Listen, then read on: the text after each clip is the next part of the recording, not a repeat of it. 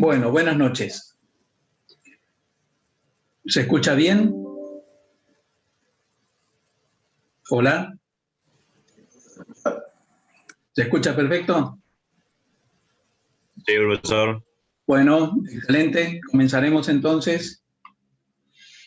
El tema para hoy es procesos y procesadores en sistemas distribuidos. Vamos a compartir pantalla.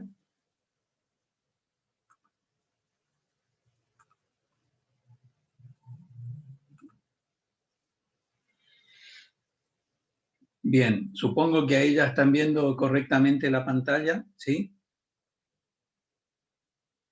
Bien, entonces el tema para hoy es cómo los sistemas operativos y también con el auxilio de muchas veces runtime administran conjuntos de procesos dentro de un conjunto de procesadores. Entonces vamos a comenzar por hablar un poquito sobre el tema de los hilos y luego vamos a hablar sobre cómo se utilizan hilos junto con RPC. Luego vamos a hablar de distintos modelos de implementación de procesamiento distribuido, ¿sí? Y vamos a finalizar con lo que se llama planificación en sistemas distribuidos en varios niveles, ¿sí? Varios niveles, planificación en varios niveles, considerando especialmente los requerimientos de grupos de procesos que deben operar de manera distribuida con cada proceso en un procesador diferente, pero sincronizados en el tiempo, ¿sí? Bien, entonces vamos a comenzar con una introducción a los hilos, también llamados procesos ligeros, ¿sí? Muchas veces en los sistemas operativos en general y en el software de base, en los sistemas distribuidos, se utilizan procesos que se pueden dividir en múltiples hilos de ejecución. Por lo tanto, esta es una manera de ejecutar de forma, digamos, cuasi paralela distintos módulos de un mismo proceso, distintas tareas, distintas rutinas, en modo cuasi paralelo, y si es que estamos con varios procesadores, en modo paralelo, dentro, por ejemplo, de un mismo sistema o en varios sistemas. Entonces, vamos a comenzar por el tema este de los hilos, para luego realmente pasar al tema de los sistemas distribuidos y la planificación de procesador en sistemas distribuidos. Entonces, un ejemplo de esto serían los servidores de archivos, que deben bloquearse en espera de una operación de entrada-salida. Entonces, si cada vez que un servidor de archivos, un motor de base de datos, se bloqueara y devolviera el uso del procesador a otro proceso por el simple hecho de tener que hacer una operación de entrada-salida, eso obviamente generaría un serio problema de rendimiento. Entonces, una forma de resolverlo es implementar hilos y tratar de mantener varios hilos de ejecución del mismo proceso, ¿sí? Varios hilos de ejecución del mismo proceso al mismo tiempo o de manera cuasi paralela, pero sin devolver el control del procesador al sistema operativo. Esa es la esencia del concepto de hilos, ¿sí? Entonces, los hilos se los puede gestionar como mini procesos en los sistemas operativos que soportan hilos de ejecución. Los hilos en realidad se los administra de la misma forma en que se administran los procesos. Y entonces, obviamente, ¿eso qué significa? Significa que para todos los hilos en los que se subdivide un determinado proceso, el sistema operativo tendrá que tener la misma información de control que tiene habitualmente para gestionar los diferentes procesos. Entonces, en un sistema con gestión de hilos, habrá mayor complejidad y mayor cantidad de información de control, puesto que cada uno de esos hilos debe tener su propia estructura de control, igual que tiene una estructura de control o pila de control un proceso.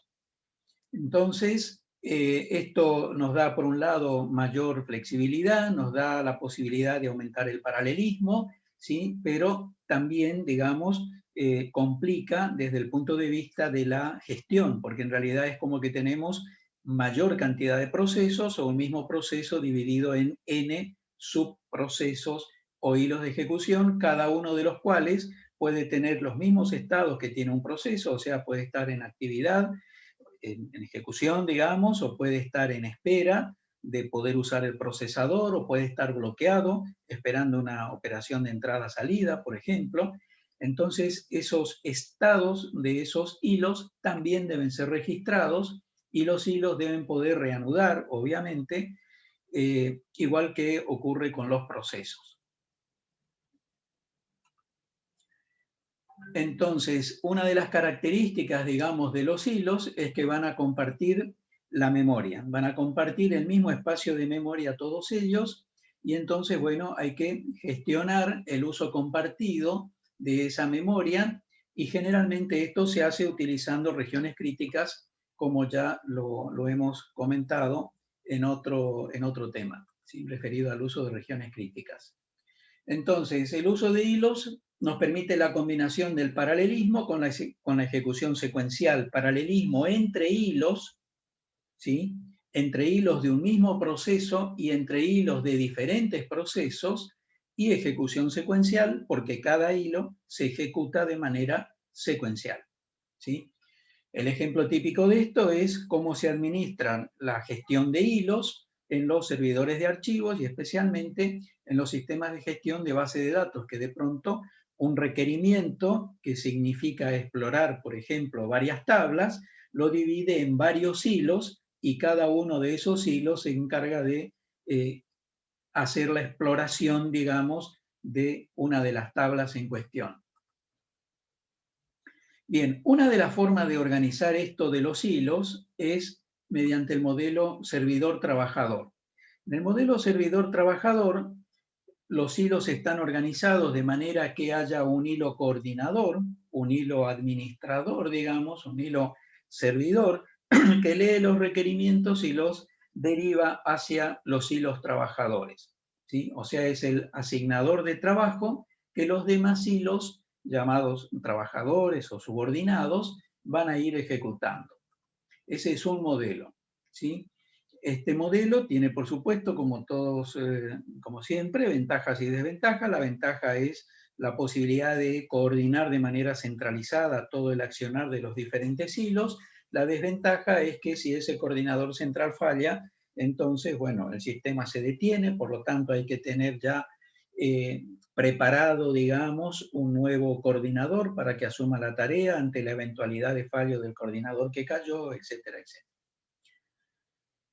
Bien, otro modelo diferente del que mencionábamos recién es el modelo de equipo. En el modelo de equipo todos los hilos están al mismo nivel, no hay, digamos, un hilo coordinador, que es el que asigna la tarea a los demás hilos, sino que todos los hilos están al mismo nivel jerárquico, digamos. Entonces los diferentes hilos van a tomar trabajo para ejecutar desde una cola de ejecución y cada uno hará, digamos, la parte de la tarea que le corresponda, sin esperar a que se la asigne un hilo administrador o coordinador del grupo. Hay otro modelo que es el modelo de entubamiento. Este es aplicable también para hilos que se deben ejecutar dentro de un proceso en serie, no en paralelo, pero sí puede haber paralelismo en cuanto a las diferentes etapas de ejecución. Entonces, en el modelo de entubamiento hay un hilo que realiza, digamos, una determinada tarea.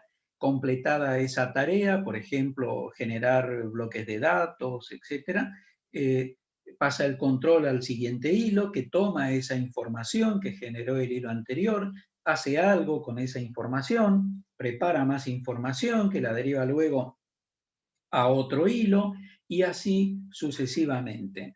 Entonces nosotros podríamos tener, por ejemplo, varios procesos, cada uno dividido en hilos y cada uno de esos hilos, de esos diferentes procesos, ejecutar en este esquema de entubamiento, digamos, ¿sí? Bien, entonces, en general, ¿qué sería deseable, digamos? Que un programa diseñado adecuadamente utilice de manera eficiente los recursos, ¿sí? Y pueda ser ejecutado utilizando estos hilos en un sistema con un único procesador, en manera, digamos, de cuasi paralelismo, ¿sí? O sea, concurrencia, o directamente con ejecución de los hilos en paralelo, en caso de que ese sistema tenga varios procesadores y pueda disparar entonces cada uno de los hilos a uno de los procesadores disponibles. Algunas consideraciones respecto del diseño de un paquete de hilos, ¿sí? Entonces, llamamos paquetes de hilos al conjunto de primitivas o de software básico que en nuestro sistema soportan la gestión de hilos, ¿sí? Vamos a ver enseguida que esto puede estar alojado dentro del sistema operativo o puede estar alojado fuera del sistema operativo como un software complementario, un software de tiempo de ejecución, o sea, un runtime, que ejecute, digamos, como interfaz entre los aplicativos que utilizan hilos y el sistema operativo. Hay varias formas, ya lo vamos a ver. Entonces, podemos hablar de sistemas que se diseñan, y estamos hablando acá de aplicativos, que se diseñan para el uso de hilos de manera estática, es lo que se llama el diseño estático. Entonces aquí se elige el número de hilos cuando se hace el código del programa, eso queda fijado cuando se hace la compilación, ¿sí? Entonces cada uno de esos hilos va a tener, como ya dijimos, su estructura de información de control dentro del sistema operativo. Este es un esquema muy sencillo de aplicar, pero muy estático, muy rígido, por el hecho de que precisamente la cantidad de hilos está acotada y fijada al momento de la compilación. Si yo, por ejemplo, tuviera un proceso con varios subprocesos que se pudieran ejecutar en paralelo, y digamos que yo tengo n subprocesos que se pueden ejecutar en paralelo, entonces yo podría tener n hilos. Para poder tener esos n hilos y que realmente sea efectiva la paralelización, debería tener n procesadores disponibles en ese sistema. Si yo codifico todo esto para n y después resulta que me dan una máquina que tiene menos de n, entonces mi código no va a servir, no va a funcionar adecuadamente, porque va a estar esperando más procesadores de los que realmente tenemos, porque está codificado para lanzar en paralelo varios hilos y resulta que no va a haber procesadores para soportarlos. Entonces allí, bueno, tendría que recodificar el programa, reajustar la cantidad de hilos que permito que se ejecuten en paralelo, aunque en teoría pueda haber más paralelismo, lo tendría que restringir por falta de procesadores en paralelo como para soportar el proceso. Entonces, bueno, todo esto de los hilos estáticos tiene esa dificultad, ¿sí? Que me ata mucho, me deja muy rígido, y lo deseable son sistemas de diseño dinámico, ¿sí? Los sistemas de diseño dinámico permiten entonces la creación y la destrucción de hilos durante la ejecución de los procesos según las disponibilidades y según los requerimientos. Entonces, la llamada para la creación de hilos va a determinar el programa principal del hilo, ¿sí? Que va a disparar todo esto, el tamaño que va a tener la pila con información de control que va a gestionar los hilos, la prioridad de planificación que se le va a dar de manera inicial a cada uno de los hilos, etc. Entonces, esto, cuando se pide la generación de un hilo, se va a generar entonces toda la estructura de control para gestionarlo, y un proceso podrá en un momento dado disparar un único hilo o varios hilos, ¿sí? De acuerdo a las necesidades y a las disponibilidades. Cuando hablo de necesidades me refiero a la posibilidad de paralelizar un determinado proceso, y cuando hablo de disponibilidades me refiero a la cantidad de procesadores disponibles en ese sistema en ese momento. Entonces, un esquema dinámico nos permite ajustarnos a los recursos disponibles y es por lo tanto más flexible, más complejo, pero más flexible. ¿Cuándo van a finalizar los hilos? Y bueno, cuando terminen su ejecución, cuando haya una terminación anormal producida desde fuera, cuando se cancela o se aborta, digamos, el proceso que dio origen a estos hilos, ¿sí? Y como ya había dicho, todos esos hilos van a estar compartiendo memoria común y estarán accediendo a esa memoria común de manera con control exclusivo, en la modalidad de exclusión mutua, compartida, pero con exclusión mutua, usando regiones críticas. En cuanto a la implantación del paquete de hilos, un paquete de hilos puede implementarse, como habíamos adelantado hace un momento, en el sistema operativo o a nivel de usuario. Cuando lo implementamos a nivel de usuario, decimos que se implementa en el espacio del usuario, es decir, va a haber un runtime diseñado a medida, o sea, un software de tiempo de ejecución, encargado de administrar todo lo que sea los procesos del usuario que utilicen hilos. Esto, como se hace a medida de los requerimientos, generalmente nos va a dar mayor flexibilidad, nos va a dar mejor rendimiento, mejor performance. Desde el punto de vista del sistema operativo, cuando se aplica esta solución, el sistema operativo, o sea, el núcleo del sistema operativo, ve al runtime como un proceso y lo gestiona como un proceso dentro del grupo de demás procesos que deba gestionar, ¿sí? El núcleo no maneja los hilos, sino que lo hace ese software de tiempo de ejecución del usuario, el runtime del usuario, ¿sí? Podría de esta manera utilizar sistemas que utilizan hilos cuando el sistema operativo no lo soporta, ¿sí? Y entonces, bueno, todo lo tendrá que gestionar ese runtime, ese software de tiempo de ejecución que, como ya dije, al haberlo diseñado a medida me permitirá optimizar el uso de recursos. Entonces, cuando un hilo ejecuta una llamada al sistema, ¿sí?, o cualquier acción que pueda provocar la suspensión, esta llamada, digamos, al supervisor, esta llamada al núcleo, al kernel, esta llamada al sistema operativo, esta interrupción, por ejemplo, un pedido de una operación de entrada-salida, que en condiciones normales, al recibirla el sistema operativo, nos provocaría la interrupción del proceso que solicita ese requerimiento. Ante esta situación, digamos, los hilos y los paquetes de gestión de hilos, ¿sí?, actúan de diferente manera. Enmascaran estos requerimientos, no los trasladan directamente al sistema operativo, porque si así lo hicieran, deberían devolver el control del procesador y entonces el sistema operativo asignaría el uso del procesador a otro proceso, ¿sí?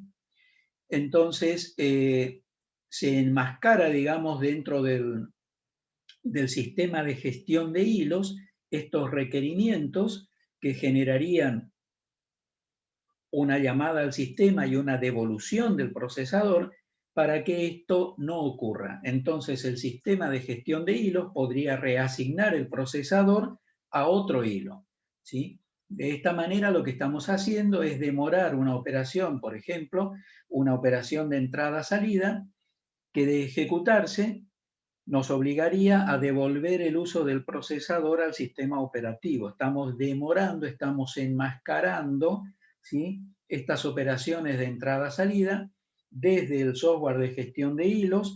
Estamos permitiendo entonces que se reasigne el procesador a otro hilo, pero que no se devuelva el procesador al sistema operativo, porque el sistema operativo entonces lo va a asignar a través de su software de administración del procesador, va a asignar el procesador seguramente a otro proceso, no a otro hilo del conjunto de hilos que yo estoy gestionando. ¿Se entiende? Esa es la idea, digamos. Entonces, Profe, ¿sí? tengo una pregunta. ¿Esto Sí, tiene algo que ver con o alguna relación con los hilos de trabajo del procesador o es totalmente diferente? claro, esto estamos hablando de hilos a nivel de software. Ahora, cuando esto se traslada a los procesadores, esto caerá en un procesador que, si tiene la posibilidad de ejecutar varios hilos, utilizará esa posibilidad, pero si no tiene posibilidad de hacerlo, ejecutará en la forma en que el procesador ejecuta habitualmente. O sea, los procesadores también permiten esto. Si yo tengo soporte en los procesadores para la ejecución de varios hilos, obviamente que voy a tener mejor rendimiento y mejor aprovechamiento del procesador. Pero yo podría tener a nivel de software gestión de hilos, aunque solo tuviera un procesador convencional. ¿Se entiende? Y estaría gestionando estos hilos desde el runtime, y lo que estaría logrando es no devolver el control del procesador, ¿sí? No devolver el control del procesador al sistema operativo, sino reteniéndolo dentro del sistema de gestión de hilos y asignándolo a otro hilo, hasta, obviamente, que se agote el lapso de tiempo por el cual el sistema operativo otorgó el uso del procesador a este software de gestión de hilos. ¿Se entiende? Sí, gracias. Bien, como decía, podemos implementar este software de gestión de hilos del lado del sistema operativo mediante un software especial, un runtime, etcétera, que es lo que comentábamos recién, en cuyo caso habíamos dicho no hace falta tener un sistema operativo que gestione hilos, pero la otra posibilidad es que implantemos el sistema de gestión de hilos directamente en el núcleo, o sea que tengamos un sistema operativo que soporta de manera nativa la utilización de hilos y que por lo tanto ya no necesitamos el runtime que necesitábamos en la situación anterior. Esto nos da mayor rigidez en el sentido de que tenemos que ajustarnos al software de gestión de hilos que utilice el sistema operativo que estemos empleando, pero por otro lado nos libera de tener que generar un software a medida de gestión de hilos. Entonces, como todas las cosas, tiene sus ventajas y desventajas. En el caso anterior podíamos generar un software a medida de gestión de hilos. Aquí estaríamos usando un software general de gestión de hilos provisto por el sistema operativo, con las ventajas y desventajas que pueda tener ese software de gestión de hilos implementado ya de manera nativa dentro del sistema operativo. Lo que sí, en todo caso, va a haber que tener es la información de control de los hilos, similar a la información de control de procesos, solo que ahora la información de control de los hilos no va a estar en el runtime del usuario, sino que va a estar en el runtime incluido ya de manera nativa en el sistema operativo. Por lo tanto, ya no sería un runtime, sino sería un componente más del sistema operativo. Bien. ¿Qué desventaja podríamos tener con esto? Y una de las principales es que operando con el sistema de gestión de hilos nativo del sistema operativo, nosotros no tenemos control de a qué hilo se reasignaría el procesador cuando un hilo devuelve el control, ¿sí? En el caso de un sistema de gestión de hilos a nivel de usuario, como era la alternativa anterior, nosotros podíamos tener el control y decir, bueno, si el control lo devuelve tal hilo de tal proceso, entonces lo reasigno al procesador a tal otro hilo del mismo proceso. Cuando esto lo gestiona el sistema de gestión de hilos del sistema operativo, esto no lo puedo manejar. O sea, ya lo maneja el sistema operativo de manera, digamos, estándar, y no tengo ninguna certeza de que el hilo de ejecución que reciba el control del procesador sea un hilo del mismo proceso que acaba de ceder el uso del procesador. Esto en algunos casos se puede ver como una desventaja, en otros casos se puede ver como una ventaja, porque podríamos decir que balancea el uso del procesador entre distintos hilos de diferentes procesos. O sea, dependiendo del punto de vista, esto puede ser una ventaja o una desventaja, ¿sí? Bien, otra cuestión interesante cuando hablamos de paquetes de hilos a nivel de usuario es que las llamadas al sistema son con bloqueo. Bueno, esto ya lo comenté. Ya dije que entonces esas llamadas al sistema que generarían devolver el uso del procesador al sistema operativo se enmascaran con un software especial y a ese software se lo llama habitualmente jacket, que quiere decir camisa o que quiere decir envoltura. Bien, esto ya lo habíamos comentado. Vamos a la utilización de hilos y RPC. Bien, es común que los sistemas distribuidos utilicen RPC y además hilos, ¿sí? Entonces, esto básicamente, ¿qué quiere decir? Que yo podría tener un hilo servidor que se comunica con hilos cliente a través de operaciones del tipo RPC que ya hemos visto en temas anteriores, ¿sí? Esa es básicamente la idea, ¿sí? La idea entonces es que yo podría usar el modelo de comunicación entre procesos de RPC y aplicarlo aquí para la comunicación ya no entre procesos, sino entre hilos de un mismo proceso. Conceptualmente es exactamente lo mismo, solo que aquí estaríamos usando RPC para comunicar hilos de un proceso en vez de para comunicar procesos diferentes, ¿sí? Esos hilos del proceso podrían estar, obviamente, en diferentes procesadores, ¿sí? O sea, esto no agrega mucho, es lo mismo que ya conocemos de hilos, solo que aquí lo aplica, y lo mismo que ya conocemos de RPC, solo que aquí el RPC está aplicado a comunicación entre hilos y no comunicación entre procesos. Bien, en cuanto a modelos de sistemas, aquí lo que hablamos es cómo organizar un sistema con múltiples procesadores, de qué distintas formas podríamos organizar un sistema con múltiples procesadores para tratar de sacar el mayor provecho de esta posibilidad de tener muchos procesadores disponibles. Hay varios modelos de organización, uno es el modelo de estación de trabajo, otro es el modelo de la pila de procesadores, otro es el modelo híbrido, ¿sí? Entonces, el modelo de estación de trabajo. Este modelo básicamente parte, digamos, de la idea de que cuando yo digo voy a tener muchos procesadores, esos procesadores van a estar en diferentes máquinas, esas máquinas son generalmente PC y generalmente van a estar conectadas a través de una LAN, una red de área local de alta velocidad. Además, podría darse el caso de que tengan o no disco rígido cada una de esas máquinas, ¿sí? Ustedes dirán, ¿y por qué no disco rígido? Por razones de seguridad. Hay muchas instalaciones de alta seguridad donde las estaciones de trabajo no son PC convencionales, sino que serían PC, por ejemplo, sin puertos USB, sin puertos, o sea, ningún tipo de puerto que permita conexión de algún tipo de dispositivo, ¿sí? Por razones de seguridad, para evitar la infección de virus, para evitar el robo de información. Entonces serían máquinas con mucho procesador, mucha capacidad de procesamiento, mucha capacidad de memoria, pero sin disco, ¿sí? Sin disco. Y sin ningún tipo de posibilidad de conectar algún dispositivo de almacenamiento de algún tipo, ¿sí? Por ejemplo, como decía, razones de seguridad, ¿sí? Entonces, yo podría tener el modelo de estaciones de trabajo con varios tipos, digamos, de estaciones de trabajo. Una estación de trabajo sin discos, ¿sí? Entonces, todo el procesamiento lo podría hacer en parte local, en parte remoto, sobre un servidor, pero todo lo que sea gestión de datos, obviamente, lo tendría que hacer.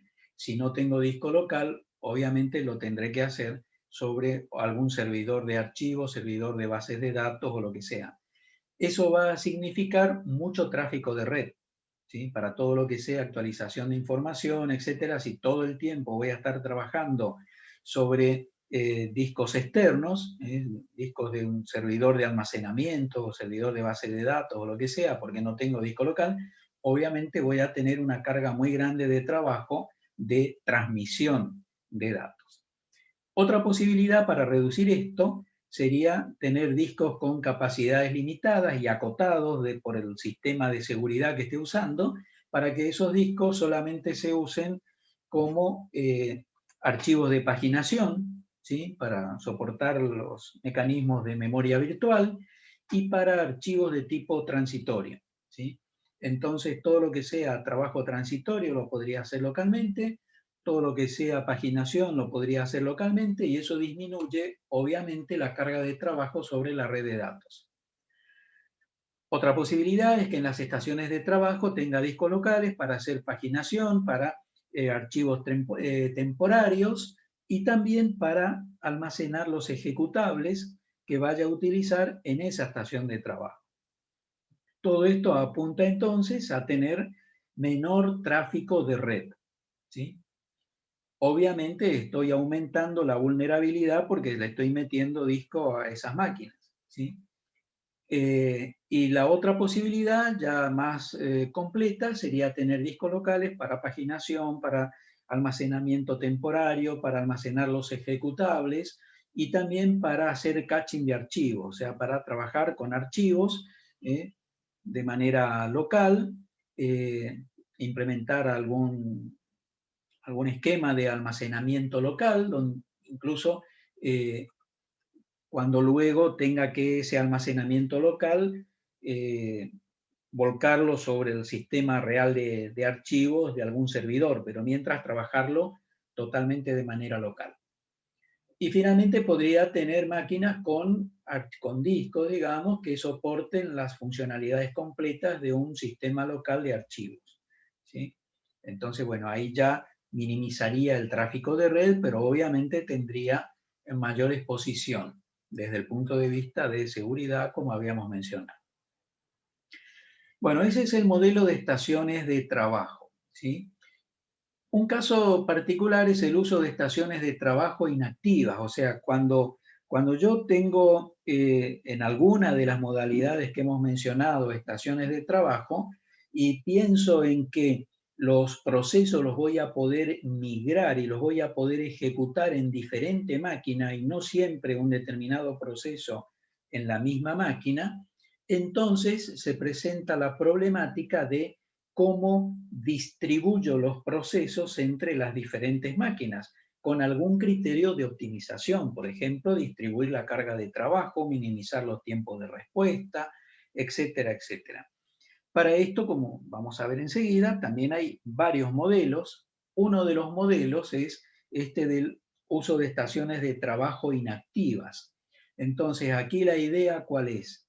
La idea es tener algún mecanismo que me permita decir en un momento dado qué estación de trabajo está inactiva, por ejemplo, cuando no tiene ningún proceso en ejecución, cuando no se está usando el teclado, no se está usando el ratón de la máquina, etc. Y entonces decir, bueno, esta estación de trabajo que está inactiva pasa a ser una estación de trabajo que podrá recibir procesos que derive otra estación que esté sobrecargada, por ejemplo, ¿sí? Entonces, bueno, primero hay que tener muy claro cuál va a ser el mecanismo por el cual se determina que una estación de trabajo está inactiva, ¿sí? ¿Cuáles son los principales algoritmos para localizar estaciones de trabajo inactivas? Tenemos dos grandes grupos, algoritmos controlados por el servidor y algoritmos controlados por el cliente, ¿sí? Ojo que cuando aquí digo servidor, no me estoy refiriendo al concepto tradicional de la máquina grande, potente, etcétera, etcétera. Me estoy refiriendo a una máquina que va a prestar un servicio a otra, ¿sí? Y cuando digo controlado por el cliente, tampoco me estoy refiriendo a una máquina necesariamente de poca capacidad, sino una máquina que va a requerir servicios de otra, ¿sí? Entonces aquí el servicio que se va a estar prestando o requiriendo va a ser el servicio de procesamiento. Entonces una máquina que esté inactiva pasa a convertirse en un servidor potencial de capacidad de procesamiento para otra máquina que requiera capacidad de procesamiento. Y una máquina que en determinado momento requiere capacidad de procesamiento se convierte en un cliente que está esperando que alguien le brinde esa capacidad de procesamiento, ¿sí? En ese sentido hay que entender aquí el término servidor y el término cliente. Entonces decimos, tenemos algoritmos controlados por el servidor y algoritmos controlados por el cliente para localizar las estaciones de trabajo inactivas. Entonces, los algoritmos controlados por el servidor. Cuando una máquina pasa al estado de inactiva, como decía recién, se convierte en un servidor potencial de capacidad de procesamiento y eso lo tiene que anunciar, lo tiene que comunicar a las demás máquinas o lo tiene que comunicar a un coordinador o administrador central, dependiendo cómo esto esté organizado, y la forma de comunicar también podrá variar, se podrá enviar mensaje o se podrá grabar en un archivo de control que las demás máquinas consulten para ver si hay, para ver cuáles son las máquinas que están en situación de brindar capacidad de procesamiento. Entonces, obviamente que hay que resolver situaciones que se pueden dar cuando una determinada máquina pretende usar los servicios de otra, cuando más de una al mismo tiempo pretende usar los servicios de otra. Obviamente tiene que haber mecanismos que decidan realmente qué máquina será la que usará la capacidad de procesamiento de esa máquina que en este momento está inactiva. ¿Sí? Todo esto, los algoritmos controlados por el servidor lo tendrán que gestionar. Una máquina de pronto recibe varios requerimientos, una máquina que está ociosa y que se convirtió en un servidor de capacidad de procesamiento para las demás, recibe múltiples requerimientos y decidirá a qué requerimiento accede. Los demás requerimientos los tendrá que rechazar, obviamente. Bien, la otra posibilidad es que tengamos algoritmos controlados por el cliente. Estos algoritmos controlados por el cliente, ya dijimos, cliente entendido por aquella máquina que necesita capacidad de procesamiento, entonces ella es la que se encarga de buscar a qué máquina podría derivar ese procesamiento que está necesitando transferir o migrar a otra máquina. ¿Sí? Esto tiene determinadas ventajas porque entonces una máquina cliente podría consultar a diferentes máquinas con algún mecanismo de consulta, por ejemplo, de envío de mensajes o colocando también estos requerimientos en un archivo de uso compartido. Y decía la máquina que está buscando dónde transferir un proceso, podría entonces en este mecanismo de consulta o en este mecanismo de comunicación, podría indicar qué requerimientos tiene ese proceso que quiere transferir, de tal manera luego poder elegir de entre las máquinas que estén disponibles la que reúna las características más adecuadas. También hay que tener en cuenta que cuando se va a migrar o transferir un proceso a otra máquina, ese proceso debe actuar en la otra máquina y por lo tanto el código ejecutable de ese proceso habrá que transferirlo a la otra máquina y obviamente que el sistema operativo y el hardware de esa máquina tendrán que poder ejecutar ese código. De lo contrario, estaríamos hablando de sistemas incompatibles. Todo esto obviamente que se da con sistemas que ya previamente se ha tenido digamos, la precaución de verificar que sean sistemas compatibles. ¿Sí? Bien. Obviamente, como decía, el proceso en ejecución tendrá que ver el mismo sistema de archivos que veía cuando estaba en el procesador local, desde el cual fue migrado. Si la actualización de datos se hace sobre un servidor, tiene que poder acceder a ese servidor. Si está trabajando sobre el disco local de la máquina que migró el proceso, ese proceso tiene que poder acceder a la máquina local desde la cual fue migrado, y obviamente ese proceso transferido a otra máquina tiene que poder interactuar con el teclado y el mouse de la máquina original, ¿sí? Porque ahí está el usuario que disparó ese proceso. Y al usuario no le interesa a dónde finalmente fue a parar. El sistema tiene que brindar esa transparencia, tiene que brindar esa capacidad de que al usuario no le interese dónde se está ejecutando su proceso. Si esa transparencia no podemos brindar, entonces no estamos en un sistema verdaderamente distribuido. ¿Sí? Bien. ¿Qué pasa cuando de pronto esa máquina que estaba inactiva deja de estar inactiva? O sea, el dueño, digamos, de la máquina vuelve, mueve el mouse, empieza a trabajar y entonces, bueno, la máquina que estaba en estado inactiva ya deja de estar en estado inactiva.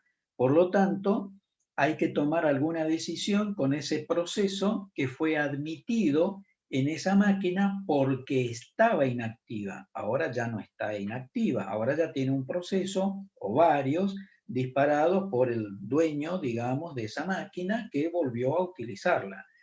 Y ahí hay que tomar alguna decisión, y eso depende de cómo se haya instrumentado todo este software de gestión de procesamiento distribuido. Una solución es directamente el proceso extranjero, digamos, que hay en esa máquina, eliminarlo, ¿sí? Esta no es la solución razonable, no es lo aconsejable, porque ese proceso puede haber bloqueado en algún sistema de archivos de alguna máquina, puede haber bloqueado registros porque los está actualizando, porque ya hizo una cantidad de tareas y entonces no es conveniente que todo eso hecho se pierda. Entonces, bueno, la solución normal y razonable para esto es o producir una terminación normal del proceso, controlada, dejar que el proceso continúe, o producir una terminación controlada, y esta terminación controlada significaría migrar el proceso a otra máquina para que continúe lo que no terminó de hacer en la máquina que ahora ya no está disponible. Y entonces, bueno, habrá que, en este software de gestión de sistemas distribuidos, habrá que migrar ese proceso a otra estación de trabajo que se determine que está inactiva en ese momento, ¿sí? De esa manera, entonces, tendríamos una terminación ordenada del proceso en la máquina donde se estaba ejecutando, y el proceso podrá continuar respetando integridad de datos, etcétera, en otra máquina que ahora esté disponible. Otra solución a la gestión de procesos en sistemas de múltiples procesadores, en sistemas distribuidos, es el modelo de la pila de procesadores, ¿sí? Entonces, aquí lo que tenemos es un conjunto de procesadores, y esos procesadores se pueden asignar dinámicamente en función de los requerimientos de los procesos de los usuarios. Entonces aquí no hay dueños, digamos, de los procesadores, no hay dueños, ¿sí?, de las máquinas, sino que todo se comparte. No es como el caso anterior, donde había dueños, digamos, de determinadas máquinas, y entonces cuando ellos estaban usando esas máquinas, tenían prioridad sobre todo lo demás, incluso forzaban la migración o terminación de los procesos extranjeros, como recién habíamos mencionado.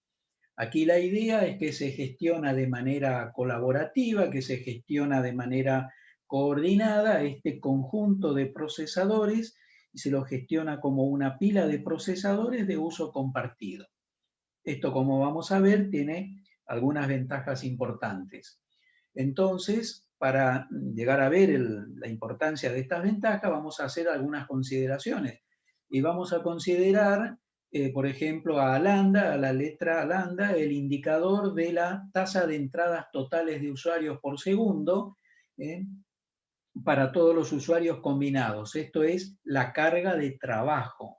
La carga de trabajo que se recibe en ese sistema distribuido con múltiples procesadores. Y la capacidad de procesamiento la representamos con la letra mu. Entonces, obviamente, la capacidad de procesamiento global que tenemos en ese sistema distribuido tiene que ser mayor que la carga de trabajo que se requiere a ese sistema distribuido. Solamente por pequeños lapsos de tiempo podría no cumplirse este requisito.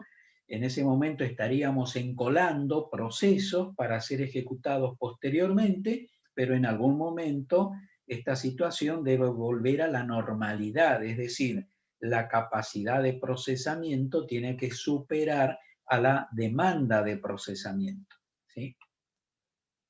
Bien, entonces llamamos T al promedio de tiempo entre la emisión de una solicitud y la obtención de una respuesta completa, o sea, cuando esa solicitud se completó de procesar. Y este T es la inversa de la tasa mu menos la tasa lambda, ¿sí? Es decir, capacidad de procesamiento menos la demanda de trabajo. Entonces, cuando lambda tiende a 0, ¿sí? El T no tiende a 0, obviamente, va a tender a 1 sobre mu. Supongamos que tenemos n multiprocesadores, ¿sí? Cada uno con un cierto número de CPU y con su propio sistema de colas para administrar los procesos, y con una demanda de proceso lambda y con una capacidad de proceso mu para un tiempo t. Entonces, si reunimos todas las CPU y formamos una sola pila de procesadores, ¿sí? Tendríamos un solo sistema de colas, digamos, en vez de n colas para cada uno de los procesadores. La tasa de entrada sería n por lambda, ¿sí? La tasa de servicio sería n por mu, y el tiempo de respuesta promedio sería T sub 1 igual a 1 sobre el total de capacidad, n por mu, menos el total de carga, n por lambda, y eso sería 1 sobre, sacando el factor común, n por mu menos lambda, y eso en definitiva me va a quedar T sobre n. Entonces, el tiempo promedio, digamos, de respuesta, cuando gestiono una única cola para el uso de los procesadores, el tiempo promedio pasa a ser T sobre n en vez de T. Esto lo que nos está indicando es que tener una única cola de requerimientos de procesos para un conjunto de procesadores es más eficiente que tener n colas. ¿Se entiende? En vez de tener una cola de procesos esperando por un determinado procesador, en vez de eso, una única cola y desde allí alimentar a los n procesadores que tenga. Esa es la fundamentación matemática de por qué es conveniente este modelo de pila de procesadores en vez de los anteriores, siempre que sea posible aplicarlo. Después tenemos también modelos híbridos, o sea, mezclas de los modelos anteriores. Otra cuestión interesante es cómo se asignan los procesadores, porque ahora dijimos, hasta ahora hemos dicho, se migra, se trae de un procesador a otro, pero bueno, ¿con qué criterio? ¿Cómo es que se hace cuáles son los modelos de asignación de los procesadores? ¿Sí? Tenemos distintos algoritmos para decidir cuál proceso irá a cada una de las máquinas. ¿Sí? Para el modelo de estaciones de trabajo, ¿cuál es la decisión que hay que tomar? La decisión que hay que tomar es decidir cuándo ejecutar el proceso de manera local y cuándo de manera remota, buscando una estación de trabajo inactiva. En el modelo de pila de procesadores, lo que tenemos que decidir es dónde ejecutar un nuevo proceso que ha llegado a la cola de procesos pendientes. Entonces, siempre vamos a necesitar estos modelos de asignación. Generalmente se utilizan algunas hipótesis. Algo de esto ya comentamos. Las principales son estas.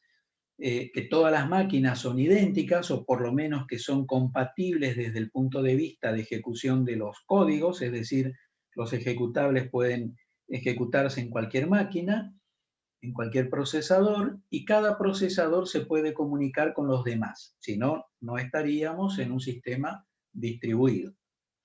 Entonces, ¿cuáles son las estrategias de asignación de procesadores? Estrategias no migratorias y estrategias migratorias, ¿sí? Obviamente, como su nombre lo indica, una estrategia no migratoria es aquella en la cual cuando un proceso se asigna a un procesador, allí se queda, ¿sí? No migra a otra, ejecuta allí hasta finalizar.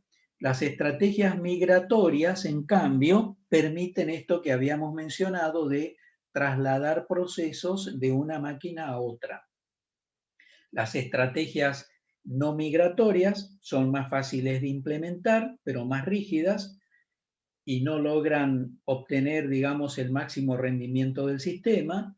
Las mejores son las estrategias migratorias, porque entonces yo podría tener un conjunto de métricas en función de las cuales decidir cuando una máquina está desocupada ¿sí? Y entonces decidir que esa máquina va a ser destinataria de procesos que se migren desde otras máquinas, buscando siempre, en base a indicadores y en base a métricas, balancear, por ejemplo, la carga o minimizar los tiempos promedio de respuesta.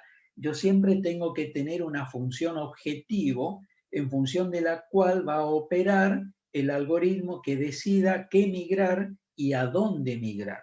¿Se entiende? Esa es la idea de las estrategias migratorias. Por otro lado, los algoritmos de asignación, como ya decía, van a intentar optimizar algo, ¿sí? Como recién mencionaba, algo se va a intentar optimizar, se van a necesitar métricas para medir estas cuestiones y entonces eso que se va a intentar optimizar podría ser, como ya había mencionado, el uso de CPU, balancear el uso de CPU, tratando de que todas las CPU estén al máximo posible, pero balanceadas, ¿sí? O la otra posibilidad para optimizar sería los tiempos de respuesta, minimizar los tiempos promedio de respuesta o minimizar la tasa de respuesta, ¿sí? Comparando lo que sería el tiempo de respuesta que obtengo en una máquina respecto al tiempo de respuesta que obtendría en otra máquina que tomo como referencia. En definitiva, que hay que tomar, hay que decidir qué métricas se van a usar, hay que tomar mediciones para obtener datos para estas métricas y los algoritmos de asignación entonces van a tener una función de optimización que va a utilizar esta información. Algunos aspectos del diseño de los algoritmos de asignación del procesador. Los principales aspectos son los siguientes. Yo puedo tener algoritmos deterministas o algoritmos heurísticos. Puedo tener algoritmos centralizados o distribuidos. Es decir, que tomen las decisiones de manera centralizada respecto de cómo distribuir los procesos, o que las decisiones se tomen de manera distribuida, o reuniendo información de control de manera distribuida. Puedo tener algoritmos óptimos o algoritmos subóptimos. Puedo tener algoritmos locales o globales. Puedo tener algoritmos iniciados por el emisor o iniciados por el receptor. El emisor es, ya dijimos, el que está intentando enviar un proceso para ejecutar en otra máquina y el receptor el que está dispuesto a recibir esos procesos para ejecutarlos localmente. Entonces, bueno, los algoritmos deterministas son adecuados cuando se sabe anticipadamente todo acerca del comportamiento de los procesos.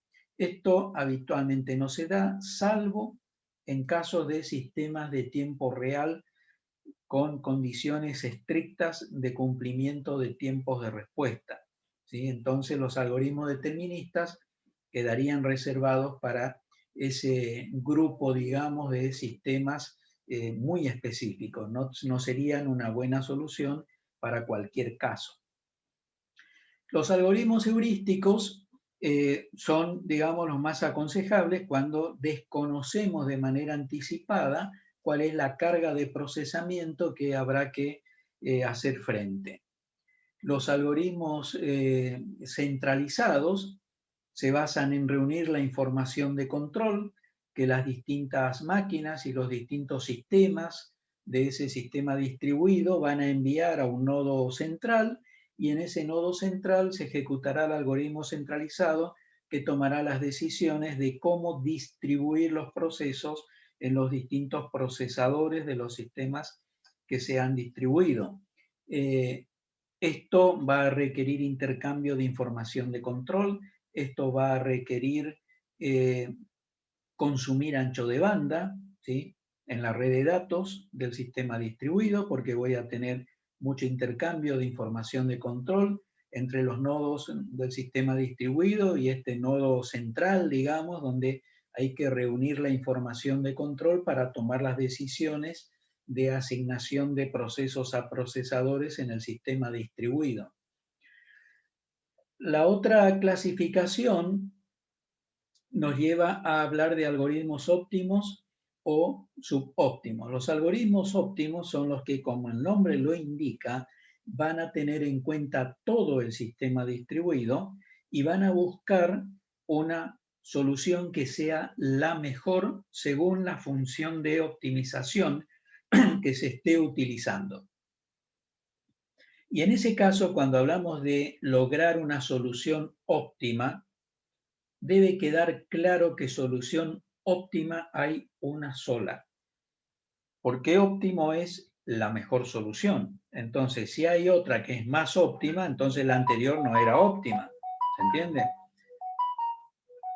Entonces, debe quedar claro que óptimo es la mejor solución. No hay ninguna solución mejor que esa y es óptimo global cuando se aplica a todo el sistema. Es la mejor solución para todo el sistema distribuido, ¿sí? Cuando hablamos de subóptimos, lo que estamos diciendo es dividir el sistema distribuido en zonas o regiones y buscar el óptimo de distribución de procesos a procesadores en cada una de esas zonas o regiones, o subredes, como lo queramos llamar. Entonces ya lo que vamos a tener es la aplicación del algoritmo de optimización, pero no para todo el sistema distribuido, sino para un conjunto de sistemas, ¿sí? De software y de hardware, ¿sí? Y esos subconjuntos entonces van a tener una solución que es la óptima para ellos, pero ellos son un subconjunto del conjunto total. Por lo tanto, ese óptimo que vale solo para ese subconjunto es un óptimo local, es un subóptimo, no es el óptimo global. ¿Se entiende? Esto debe quedar claro porque muchas veces confunden y dicen, esta solución es más óptima que esta otra. Bueno, si es más óptima, entonces la anterior no era óptima, ¿sí? Bien, puede haber entonces un óptimo y varios subóptimos, pero no varios óptimos. Entonces, bueno, acá está lo que decía recién, cuando los sistemas de este tipo buscan una solución global con toda la información, tenemos los óptimos globales y si no tenemos los óptimos locales. Buscar los óptimos globales con estos algoritmos globales, como ya habíamos dicho, puede significar mucho intercambio de información de control que debe ser transmitida de un equipo a otro, usa ancho de banda, o sea, usa capacidad de red, usa almacenamiento, usa capacidad de procesamiento, es decir, consume recursos. Es decir, buscar la mejor solución, la solución óptima para la distribución de procesos a procesadores en el sistema distribuido, según la función de optimización que estemos usando, consume recursos, ¿sí? En general, pese a eso, es conveniente usar funciones de optimización, ¿sí? Cuando los sistemas son muy grandes, cuando las redes son muy grandes, estamos hablando de cientos o miles de nodos, entonces tal vez el consumo de recursos de un esquema centralizado que busque un solo óptimo global sea excesivo. Y entonces allí es que se aplica la zonificación y se generan esos grupos locales, digamos, o subgrupos, y entonces ya el algoritmo de optimización opera para cada grupo, no teniendo en cuenta todo el conjunto. Bien, ¿se entiende hasta acá? ¿Continuamos? Aspectos de la implantación de algoritmos de asignación de procesadores. Casi todos los algoritmos suponen que las máquinas conocen su propia carga, obviamente, porque el sistema operativo va a llevar el registro de algún tipo de métrica que le permita saber cuánto está usando de procesador, cuánto está usando de memoria, qué demanda de procesos pendientes tiene, o sea, cuántos procesos tiene en espera de poder usar el procesador, cuántos procesos están en ejecución en un momento dado, y todas estas son métricas, ¿sí? O sea, magnitudes que si las podemos medir o si las puede medir directamente el sistema operativo, entonces nos dan una idea de la carga, ¿sí?, que tiene cada máquina. Bien. Otra cuestión importante a tener en cuenta es lo que recién mencionaba, el costo excesivo en consumo de recursos que en determinado momento puede significar levantar mucha información de control para un algoritmo muy complejo de optimización, ¿sí? Entonces, los algoritmos más complejos nos van a dar mejores soluciones, pero requieren más información obtenida con mayor frecuencia, y eso significa transmitir mayor información, consumir más ancho de banda, consumir más recursos de almacenamiento y de procesador, simplemente para saber cuál es la mejor forma de distribuir distintos procesos en distintos procesadores. Ante esta situación, muchas veces lo que se busca son algoritmos más sencillos que nos den buenas soluciones, razonablemente buenas soluciones, aunque no sean las soluciones óptimas, ¿sí? Lo que se busca entonces es que el consumo de recursos que haga estos algoritmos de asignación del procesador no sea demasiado.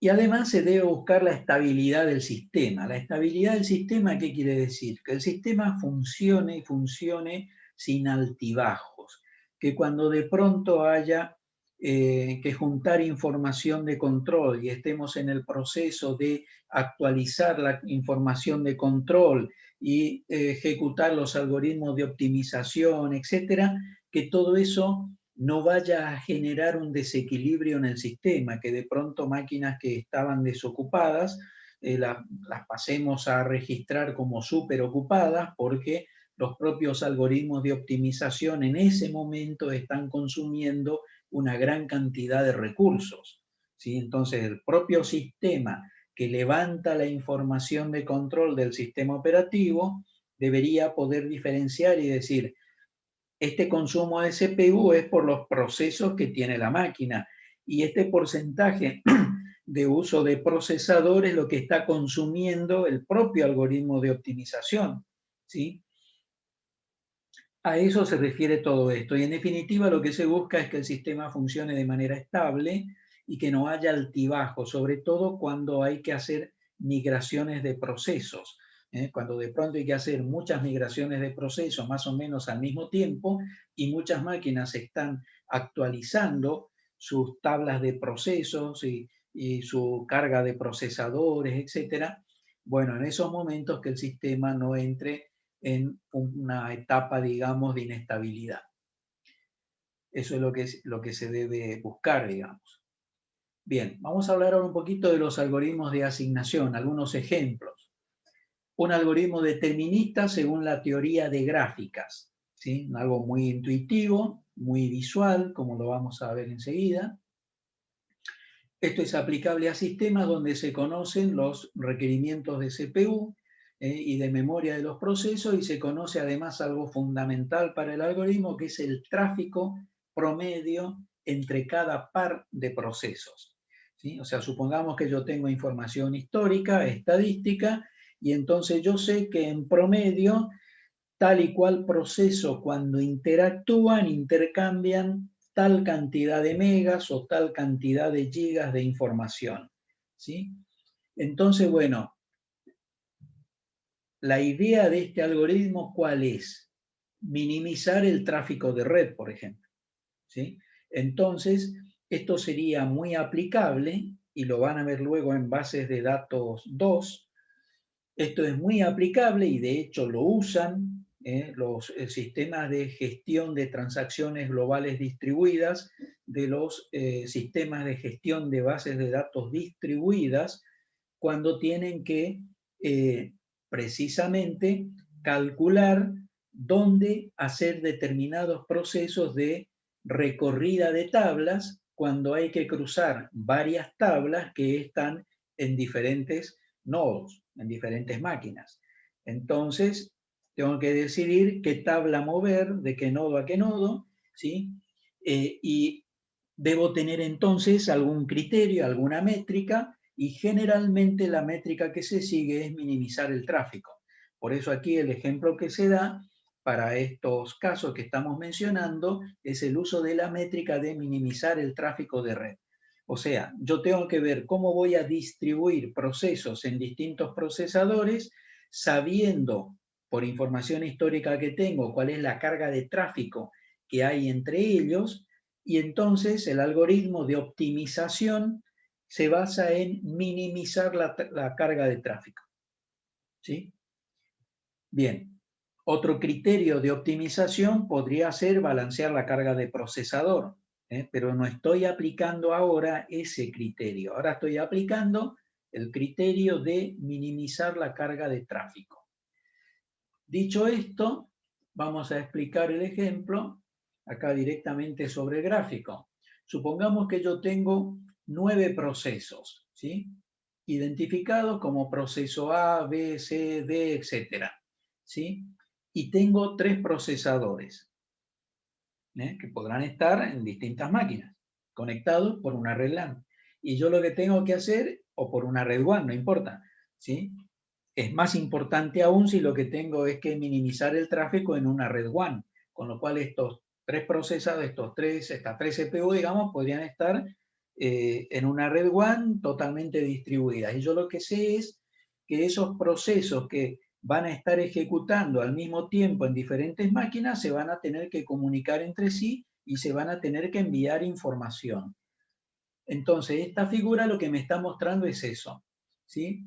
Yo digo, por ejemplo, tengo 9 procesos, tengo 3 procesadores, al azar voy a distribuir 3 en cada uno, porque digo, bueno, una forma de balancear sería distribuir, si tengo 9 procesos, 3 procesadores, mando 3 a cada uno.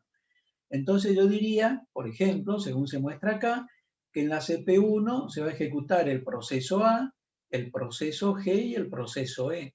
En la CPU2, el B, el F y el H. Y en la 3, el C, el D y el I.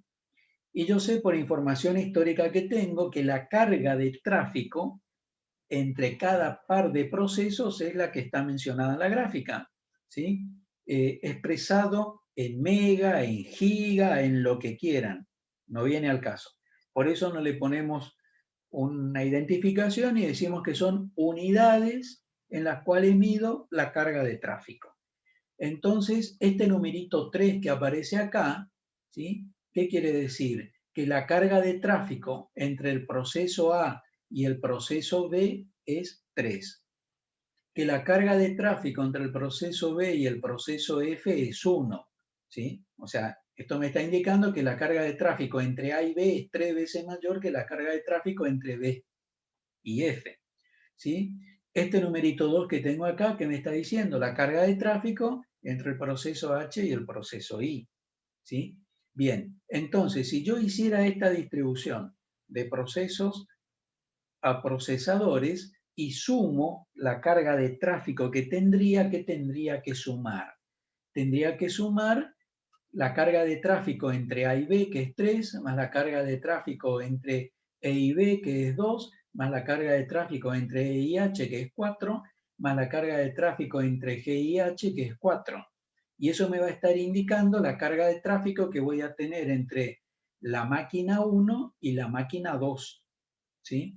Luego tendré que medir la cantidad de tráfico o contar la cantidad de tráfico entre la CPU2 y la CPU3 en función de la carga de tráfico que me está indicando la gráfica para el proceso B con el C, que me indica 2, el proceso C con el F, que me indica 8, el proceso F con el I, que me indica 5, y el proceso H con el I, que me indica 2. ¿Sí? Todo eso me está mostrando entonces la carga de tráfico que hay entre una máquina y otra debido a la demanda de tráfico que hay entre los pares de procesos que he mandado a diferentes máquinas. Fíjense que no sumo este 4, por ejemplo, porque este 4 que me está mostrando la carga de proceso la carga de tráfico entre el proceso D y el proceso I, pero estos dos procesos están en la misma máquina, o sea, ahí no tengo que transferir nada de una máquina a otra. Eso no me genera consumo de red, ¿sí? Bien. Entonces, con esta distribución yo tengo esta cantidad, ¿sí? De unidades de tráfico. ¿Qué pasa si ensayo otra distribución? Y yo digo, por ejemplo, el proceso C, que antes lo tenía asignado a la CPU 3, ahora el proceso C lo paso a la 2. ¿Sí? Repito los mismos cálculos, y el tráfico que voy a tener en la CPU 1 y la 2 va a ser 3 más 2 más 4 más 4, pero ahora el tráfico entre la 2 y la 3 va a ser 3 más 5 más 5 más 2, o sea, 28 unidades, ¿sí? Contra la solución anterior que me daba 30 unidades, o sea que esta segunda distribución, donde la cantidad de procesos asignada a los procesadores no es igual, minimiza lo que para mí es la función de optimización, que es el tráfico de red. ¿Se entiende? Entonces, claramente, esta solución apunta a eso, a minimizar el tráfico de red. Bien, otra solución la podemos pensar como algoritmo centralizado. Este es un algoritmo heurístico que, a diferencia del anterior, no precisa información anticipada. El algoritmo que recién explicábamos necesita tener esa información histórica, ¿sí? Estadística, de carga de tráfico entre pares de procesos, como habíamos dicho. Este algoritmo, o esta otra solución, que es una solución también centralizada, no requiere esa información de control referida a la carga de tráfico entre procesos. Y este es un algoritmo que se llama algoritmo arriba-abajo. Los autores de este algoritmo fueron Mutka y Livni, que es un algoritmo centralizado que se basa en el uso de un proceso coordinador, que es el que en definitiva administra cómo se van a distribuir los procesos entre los distintos procesadores, y lo hace a través de una tabla de usos, ¿sí? Entonces, en principio, cuando arranca todo, esa tabla de uso tiene valores en cero, digamos, para todas las estaciones de trabajo, ¿sí? Cuando ocurre un determinado evento que sea significativo, es decir, que tiene que ver con la carga de trabajo de los distintos nodos, se envía al coordinador mensajes para actualizar la tabla. Esos eventos, ¿cuáles eventos van a ser? Un proceso que se inicia, una demanda de transferir un proceso a otra máquina, que surge de una máquina, pero que quiere transferir a otra, y entonces esos son eventos que se van registrando en esta tabla que lleva a este proceso coordinador. Entonces, las decisiones de asignación se basan en la tabla, y las decisiones de asignación las toma el proceso coordinador.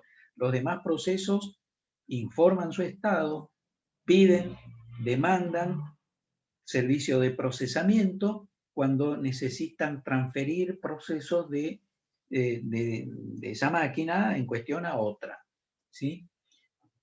Entonces, las decisiones de asignación se basan en la tabla y se toman cuando ocurren eventos de planificación. Como decía recién, cuando hay una solicitud, cuando se libera un procesador porque un proceso terminó, cuando se agotan los tiempos asignados a los procesos, etc.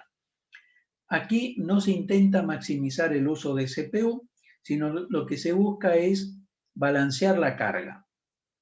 Balancear la carga en el sentido de que todos los procesos, digamos, reciban capacidad de procesamiento similar, ¿sí? O sea, es una distribución de carga desde el punto de vista de los usuarios, de los procesos, no un balance de carga respecto de el hardware de cada sistema, ¿sí? Entonces, cuando la máquina donde se crea un proceso decide que se debe ejecutar en otra parte, ¿sí? Una máquina dice: superé mi carga de procesador, debe haber un umbral, por ejemplo, un 80%, y cuando una máquina supera el 80% de uso de su propio procesador, decide entonces generar una solicitud para migrar un proceso o varios procesos, que podrían ser procesos nuevos, procesos que están encolados, etcétera, hacia otra máquina. Ahí se genera este evento que mencionábamos antes,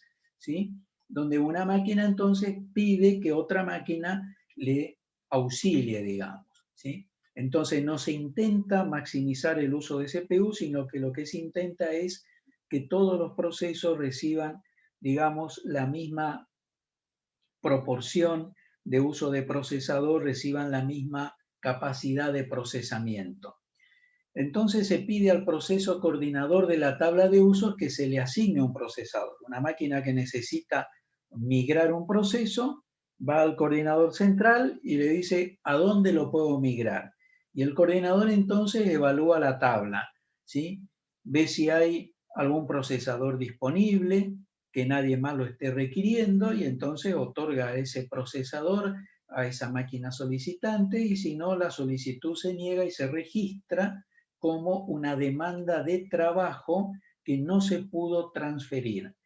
Si un usuario ejecuta procesos en máquinas de otros usuarios, acumula puntos en contra, digamos, ¿sí? Porque está usando capacidad de procesamiento de otro, ¿sí? Y todo eso se va registrando en la tabla de uso. Si un usuario tiene solicitudes pendientes insatisfechas, es decir, tiene una carga de trabajo que no puede atender, entonces eso le resta puntos de penalización, ¿sí? Si no existen solicitudes pendientes, si ningún procesador está en uso, entonces la entrada de la tabla de uso se va desplazando hasta llegar a ese cero que sería el punto de equilibrio. O sea, ¿cuál es la lógica acá? Restar puntos en esta tabla de puntuación para las distintas máquinas, ¿sí? Restar puntos cuando una máquina está muy cargada y tiene muchos procesos pendientes, encolados, que no puede atender. Eso le hace bajar puntos, digamos, y le hace subir puntos cuando traslada procesos a otras máquinas. Y lo que el coordinador central busca es que traten de acercarse a cero, es decir, balancear la carga de trabajo local con la carga de trabajo que las máquinas están transfiriendo a otras máquinas. Esa es la idea, digamos. Bien, bueno, eso es lo que está explicado acá, ¿sí? Bien, otra forma de organizar esto es mediante un algoritmo jerárquico, ¿sí? El anterior era un caso centralizado, ¿sí? Estas soluciones basadas en un único algoritmo centralizado para gestionar el tráfico de una red muy grande, el tráfico y la asignación y distribución de procesos en una red muy grande, puede hacer que eso se convierta en un cuello de botella. Entonces, como solución para esto, y estoy hablando de sistemas distribuidos muy grandes, ¿sí? Con cientos de máquinas, cada una con muchos procesadores o con miles de máquinas. Ojo que todo esto es aplicable en los grandes data centers que dan soporte al cloud computing, ¿sí? Porque allí lo que se busca es precisamente optimizar la carga de trabajo, distribuir trabajo entre miles, decenas de miles de procesadores, ¿sí? Y muchas veces la carga de trabajo de esos procesadores es ejecutar máquinas virtuales, ¿sí? Entonces, bueno, esto que aquí nosotros lo vemos como algo global, genérico, aplicable para sistemas distribuidos, etcétera, etcétera, son algoritmos que luego se aplican en los grandes data centers que dan soporte al cloud computing, ¿sí? Entonces, decía, cuando tenemos un esquema muy grande, con miles, decenas de miles o cientos de miles de procesos a distribuir entre miles y decenas de miles de procesadores, que es típicamente los requerimientos de un data center de cloud computing, entonces lo que se aplican son algoritmos jerárquicos.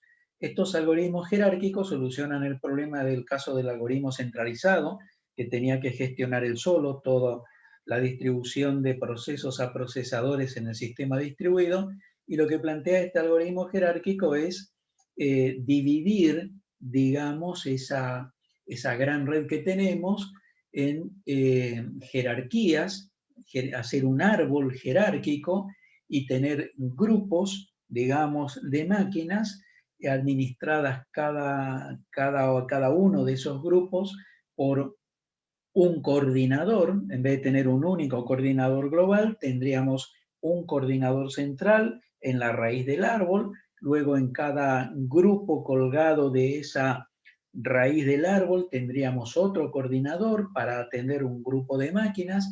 De cada una, digamos, de esas máquinas podríamos tener dependientes otro conjunto de grupos de máquinas, también gestionadas por su propio coordinador para distribuir trabajo, y de esa manera tendría un árbol jerárquico donde cuando en determinado nivel del árbol la carga de trabajo es muy alta, ¿sí? Entonces ya se deja de distribuir dentro del grupo gestionado por ese administrador local, y entonces se transfiere carga de trabajo hacia arriba o hacia abajo, ¿sí? Generalmente se transfiere hacia abajo, ¿está? Generalmente se solicita trabajo recorriendo el árbol hacia arriba cuando los nodos están desocupados, y cuando está muy cargado se transfiere carga de trabajo hacia abajo, ¿sí? Cuando los nodos de un grupo están muy sobrecargados.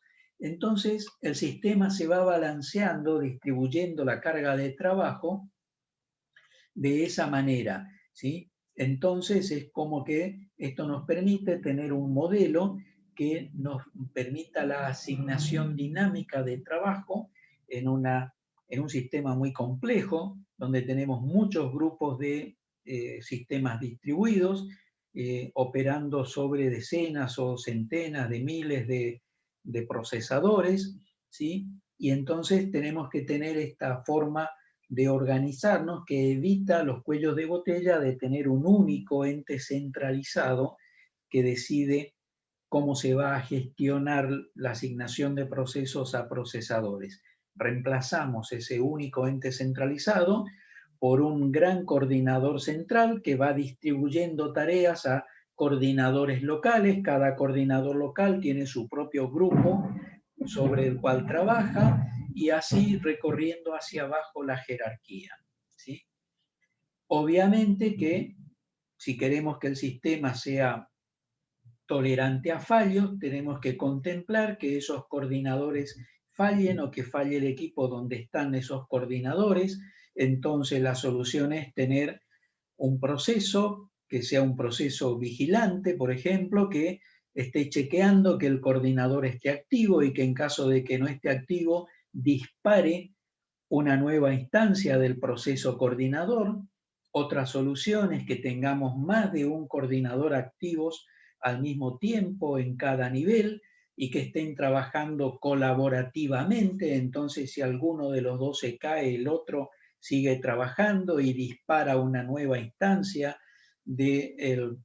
digamos, el algoritmo de coordinación, del proceso coordinador que estamos mencionando, y así sucesivamente. Y de esa manera entonces el sistema se vuelve, digamos, tolerante a fallos a la vez que distribuye la carga entre los distintos componentes del sistema. Bien, bueno, todo esto es lo que entonces ya estuve comentando. Esto también ya lo comenté. Vamos al algoritmo heurístico de Eager, ¿sí? Aquí, al crear un proceso, la máquina donde se origina envía mensajes de prueba a una máquina elegida al azar. ¿Qué es lo que interroga? Interroga si la carga está por debajo de un cierto valor de referencia. Si la carga de trabajo está por debajo de ese valor de referencia, entonces se asigna, se transfiere, se migra, digamos, el trabajo a esa máquina. Si no, se elige otra, ¿sí? Y se sigue probando hasta un límite de n veces. Y si después de haber hecho las n pruebas máximas no se logra una máquina a la cual migrar el proceso que quiero migrar, entonces decido ejecutarlo localmente, ¿sí? Así funciona el algoritmo distribuido de Eager, ¿sí? También tenemos otro algoritmo que se llama algoritmo de remates. Se utiliza un modelo económico, digamos, entre comillas, donde hay compradores y vendedores de servicios y donde hay precios por el uso de los servicios que surgen, digamos, de la oferta y la demanda, ¿sí? Entonces, básicamente, ¿qué es esto? El modelo de remates usa compradores y vendedores, ¿sí? Entonces, ¿quiénes serían los compradores? Los compradores serían los procesos que requieren procesadores. ¿Y quiénes serían los vendedores? Los procesadores que venden el servicio de procesamiento. ¿Sí? Esta es la idea. Entonces, los procesos tienen que comprar ese servicio. ¿Sí? Comprar siempre entre comillas, en base a lo que el algoritmo menciona. Cada procesador entonces anuncia su precio, ¿sí? Lo comunica a través de un archivo, por ejemplo, también lo podría hacer mediante el envío de mensajes, ¿sí? Y los distintos procesadores pueden tener entonces distintos precios según sus características, ¿sí? Según su carga de trabajo, ¿sí? Entonces, cuando un proceso desea iniciar un proceso hijo, ¿sí? O desea disparar otro proceso, verifica si alguien ofrece el servicio que necesita, o sea, si tiene la capacidad para procesar ese proceso que se quiere migrar, determina el conjunto de procesadores que están en condiciones de realizar ese servicio y luego selecciona con algún criterio, generalmente el precio, que estará fijado también en función de las características, ya dijimos, del procesador que va a brindar el servicio, ¿sí? Y entonces, en base al precio, rapidez, etcétera, carga de trabajo, el procesador que está queriendo transferir un proceso a otro va a determinar a cuál de esos otros procesos que le brindarían el servicio decide finalmente enviar el requerimiento. Genera entonces una oferta, ¿sí? Y dice, bueno, primero hizo el sondeo, recibió las respuestas y elige cuál va a ser el procesador al cual podría migrar ese proceso en cuestión y entonces hace una oferta. Dice, bueno, yo por usar tal lapso de tiempo de procesador ofrezco tanto.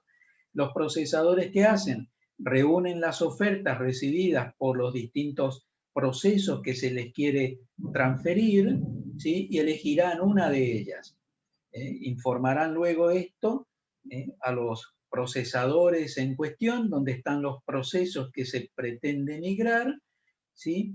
Y luego se hará la migración de procesos, se ejecutarán los procesos en los procesadores en cuestión y esos procesadores actualizarán entonces su precio porque ha cambiado su estado, ¿sí? Entonces, ¿qué se busca con esto? El equilibrio de la oferta y la demanda, donde, como había dicho, los que demandan el servicio son los procesos que estoy queriendo transferir, migrar a otros procesadores, a otras máquinas, ¿sí?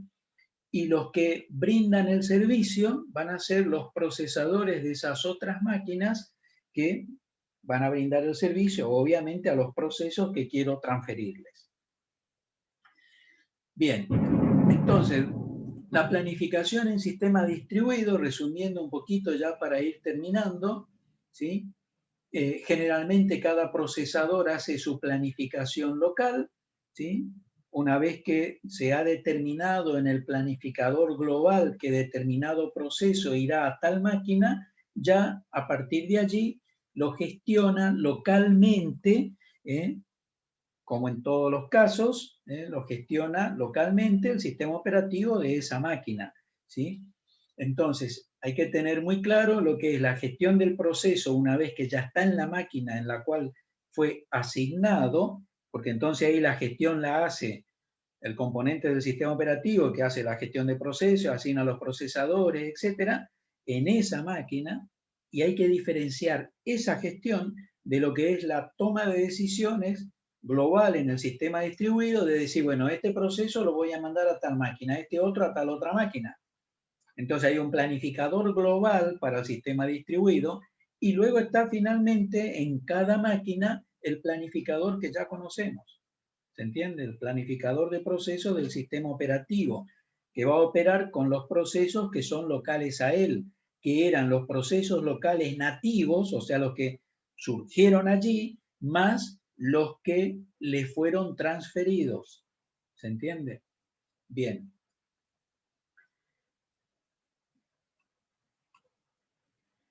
Un aspecto particular de todo esto es el que se da cuando tenemos grupos de procesos, ¿sí? Grupos de procesos que deben ejecutar en el sistema distribuido, cada uno de esos procesos en un procesador, digamos, del sistema distribuido, porque se ejecutan en paralelo, pero van a intercambiar información entre sí. Entonces, cuando tenemos estos requerimientos de que en un sistema distribuido se van a ejecutar procesos que son de un mismo sistema o de diferentes sistemas, pero donde deben interactuar, porque deben intercambiar información, esos procesos, ¿sí? Obviamente, si van a intercambiar información, tienen que estar activos en el procesador que sea, en la máquina que sea, pero tienen que estar activos en el mismo lapso de tiempo. Entonces aquí de vuelta aparece la necesidad de la sincronización, de lo cual hablamos en el tema anterior. Porque si yo no tuviera un esquema de sincronización global, de tiempo global, que valga para todo el sistema distribuido, no podría garantizar que en ese sistema distribuido procesos que deben estar al mismo tiempo en distinta máquina realmente estén al mismo tiempo en distinta máquina. ¿Se entiende? Entonces, ¿esto qué quiere decir? Que tengo que tener un planificador global que debe trabajar coordinadamente luego con el planificador local de cada máquina para poder dar solución a este caso, que sería el caso más complejo, ¿sí? Donde yo tengo grupos de procesos que deben interactuar entre sí en lapsos de tiempo acotados, pero debo garantizar que en esos lapsos de tiempo todos los procesos que deben interactuar entre sí estén cada uno de ellos activo en la máquina que le haya tocado ejecutar. ¿Se entiende? Esto lo podemos ver, lo podemos visualizar, digamos, como una matriz, y este es el caso del algoritmo de Osterhaus, ¿sí? Pero lo vamos a explicar tratando de valernos del ejemplo de una matriz porque allí se entiende mejor, digamos. Supongamos que yo tengo una matriz y que en las filas de la matriz yo tengo los distintos procesos, los grupos de procesos y los procesos que van en cada grupo, ¿sí? Y supongamos que las filas, digamos, de esa matriz, a su vez tienen que ver con el tiempo. Entonces, en la primera fila, yo voy a tener todo el grupo de procesos que se van a ejecutar en el primer lapso de tiempo. En la segunda fila, el grupo de procesos que se deben ejecutar en el segundo lapso y así sucesivamente, ¿sí? Y en las columnas, ¿qué voy a tener? En las columnas voy a tener los distintos procesadores que estarán en los distintos nodos del sistema distribuido, ¿sí? Entonces, lo que yo tengo que garantizar es que los distintos procesos de un mismo grupo que tienen que ejecutarse al mismo tiempo vayan a parar a diferentes procesadores de ese sistema distribuido, pero que vayan a parar al mismo tiempo, porque si no, no van a poder interactuar entre sí. Entonces necesito allí un planificador de dos niveles. Uno de nivel superior, que es el que haga la asignación de estos lapsos de tiempo para cada uno de los grupos de procesos, ¿sí? Y luego el planificador local, que trabajando también con round robin y con el mismo delta T de tiempo, vaya asignando el uso del procesador en el primer lapso de tiempo, digamos, al proceso del grupo 1, por ejemplo. En el segundo lapso de tiempo al proceso del grupo 2, en el tercero al del grupo 3, y así sucesivamente, y después que empiece de nuevo desde el 1. ¿Se entiende cuál es la idea? De esa manera, yo puedo garantizar entonces que grupos de procesos en el sistema distribuido que deben interactuar entre sí estén al mismo tiempo en distinta máquina, coordinando adecuadamente el asignador global con el asignador local, o sea, el que asigna los procesos globalmente por lapsos de tiempo a los distintos procesadores, y luego, obviamente, en cada procesador, su sistema operativo que le va a ir asignando en un momento dado un proceso a cada procesador. ¿Sí? ¿Se entiende? Esta es la idea. Y con eso terminamos este tema. ¿Sí? ¿De acuerdo? ¿Se entendió hasta acá?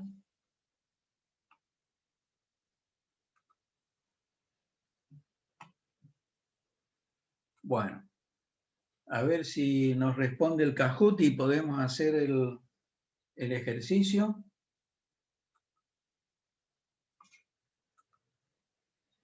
A ver si terminamos antes de que se venga el tiempo, que ya se está viniendo, ya está lloviendo. ¿Sí?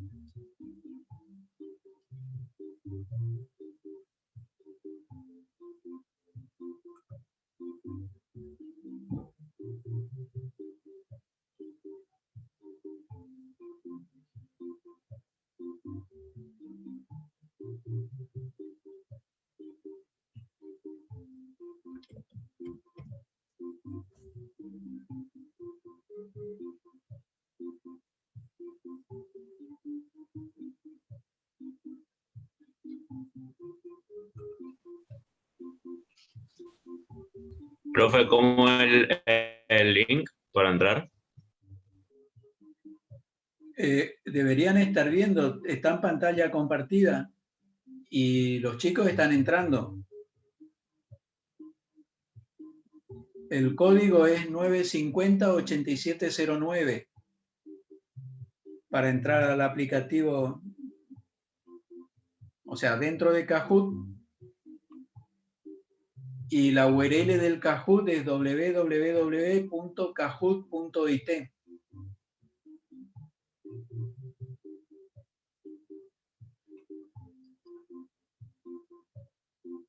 Tenemos 10 que ya han ingresado. A ver si ingresan más.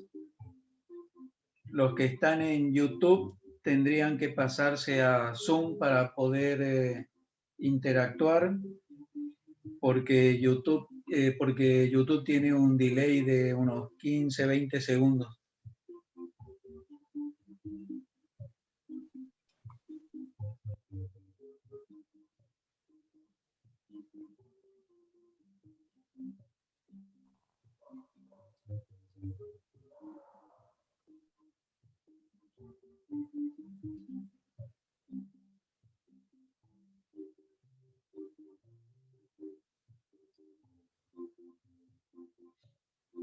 ¿Alguien más está intentando?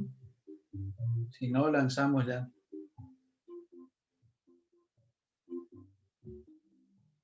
Bueno, ahí entró alguien más. Esperamos un ratito. Yo, profe, estoy intentando ahí ya adentro. Dale, dale.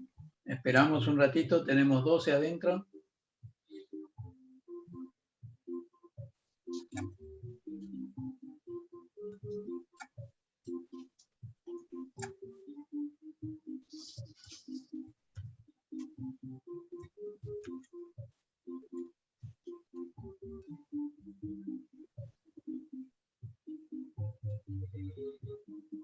¿Alguien más? Largamos. Ahí entró otro.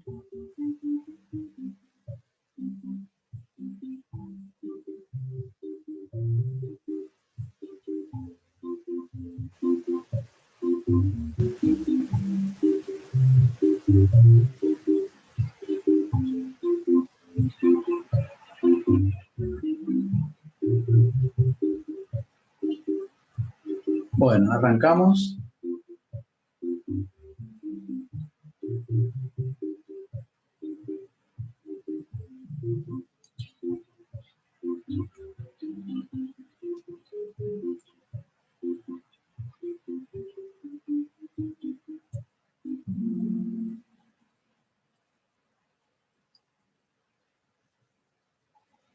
¿Qué caracteriza a los hilos de un proceso?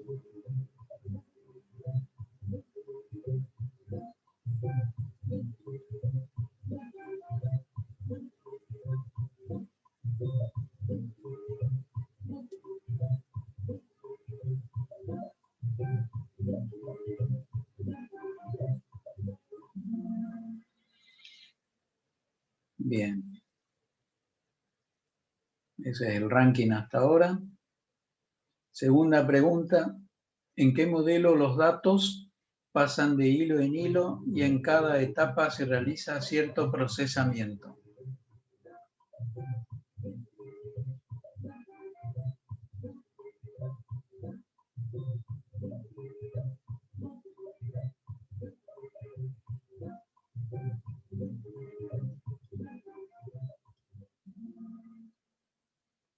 Bien, pocos aciertos. Seguimos, ese es el ranking hasta ahora. Tercera pregunta, ¿cuál no es una manera de organizar procesadores distribuidos?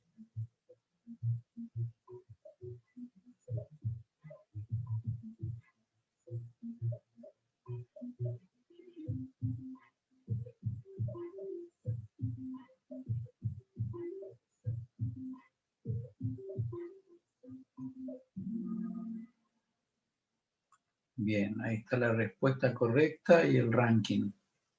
Cuarta pregunta, ¿para qué es el algoritmo distribuido heurístico?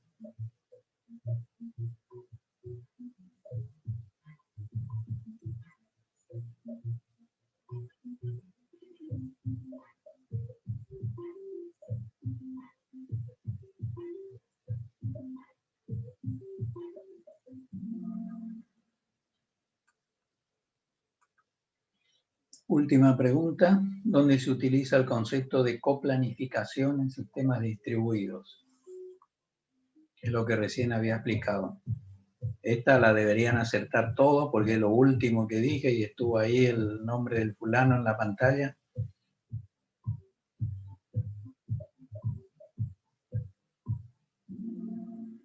Bien, aún así le erraron. 5 erraron. Bueno. Así quedó el ranking. Echavarría, Alcalá y Alegre. Muy bien. Bueno, con esto terminamos por hoy. Si no hay preguntas, dejamos de compartir pantalla. Si tienen alguna duda, pueden consultar. Si no, pueden enviar la consulta por mail, ya saben. Profe, Sí. con el tema de los prácticos para la defensa, ¿todavía no están habilitados? No, todavía no me pasó la gente de prácticos. Cuando la gente de prácticos me los pase, yo los pongo en el OneDrive para que ustedes accedan. Les voy a reclamar que me los pasen, sí. Ah, bueno, dale. Muchas gracias. Ok.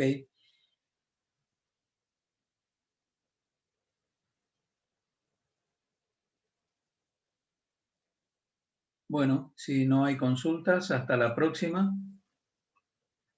Buenas noches a todos.